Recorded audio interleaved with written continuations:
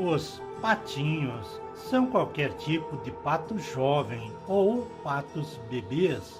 Os patos são aves aquáticas. Eles nascem com uma aparência diferente dos patos adultos.